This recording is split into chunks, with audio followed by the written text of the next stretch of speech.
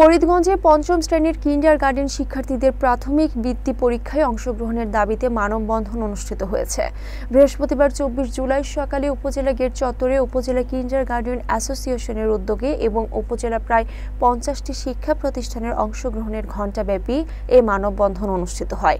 বক্তারা বলেন, কিন্ডারগার্টেন শিক্ষার্থীদের বাদ দিয়ে কোনোভাবেই শিক্ষা খাতের সঠিক উন্নয়ন সম্ভব নয়।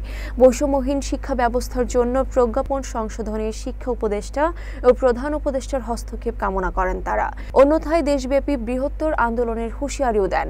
মানববন্ধনে বক্তব্য রাখেন উপজেলা কিন্ডারগার্টেন অ্যাসোসিয়েশনের সভাপতি রেজাউল করিম, সাধারণ সম্পাদক সাখাওয়াত হোসেন, উপদেষ্টা এম এ রব, নুরুন্নবী বিএসসি, অভিভাবক সদস্য এপি বাসার, শিক্ষক মাওলানা আব্দুল কাশেম, নাসরিন আক্তার প্রমুখ। এ সময় আরও উপস্থিত ছিলেন সংগঠনের যুগ্ম সাধারণ সম্পাদক মামুন হোসাইন, মিজানুর রহমান, আব্দুর রশিদ, ইব্রাহিম হোসেন সহ অন্যান্য নেতৃবৃন্দ। শেষে উপজেলা নির্বাহী কর্মকর্তা সুলতানা রাজিয়ার মাধ্যমে শিক্ষা উপদেষ্টার বরাবর স্মারকলিপি প্রদান করা হয়।